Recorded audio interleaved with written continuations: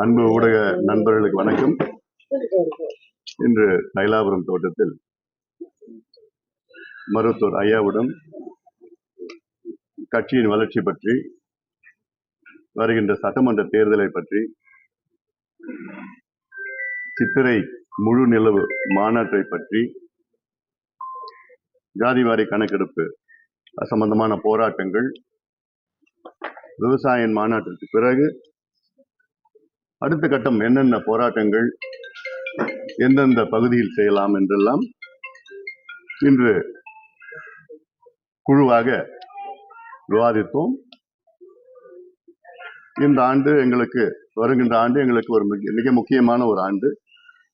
இந்த ஆண்டில் எங்களுடைய செயல் திட்டங்கள்,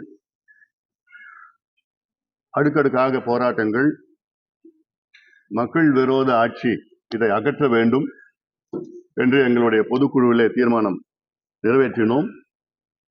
அதற்கேற்ப நடவடிக்கைகள் எல்லாம் எப்படி எடுக்க வேண்டும், ஜாதிவாரி கணக்கெடுப்பு, 10.5 விழுக்காடு இடஒதுக்கீடு போன்ற செயல் திட்டங்கள் எல்லாம் இன்று ஐயா தலைமையில் விவாதித்து அதற்கேற்ப நடவடிக்கைகள் இறங்கியிருக்கிறோம். சார், நேற்றைய தினம் மேடையிலேயே அந்த கோவத்தை பார்த்துதான் இவ்வளவு பெரிய ஒரு சர்ச்சை.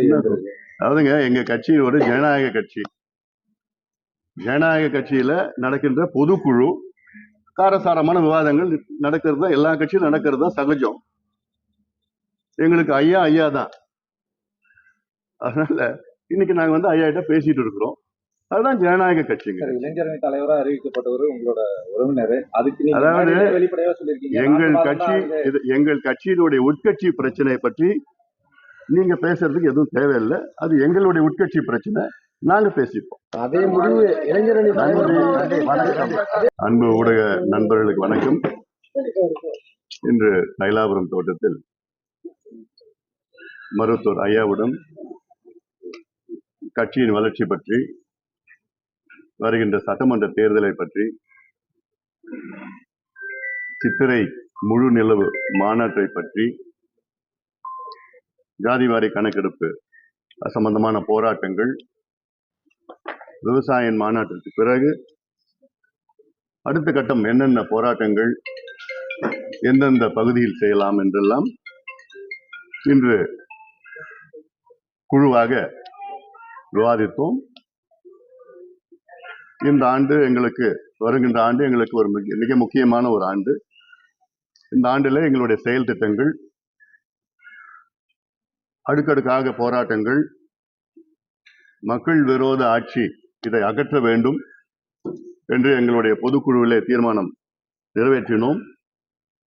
அதற்கேற்ப நடவடிக்கைகள் எல்லாம் எப்படி எடுக்க வேண்டும், ஜாதிவாரி கணக்கெடுப்பு, 10.5 விழுக்காடு இடஒதுக்கீடு போன்ற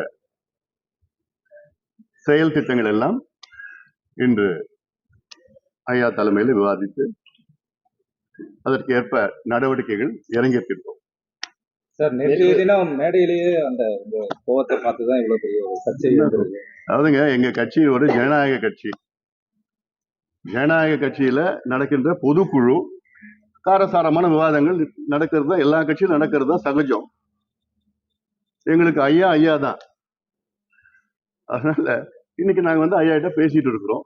அதுதான் ஜனநாயக கட்சிங்க. இளைஞரணி தலைவராக அறிவிக்கப்பட்டவர் உங்களோட உறவினர். அதுக்கு அதாவது வெளிப்படையா சொல்லியிருக்கீங்க.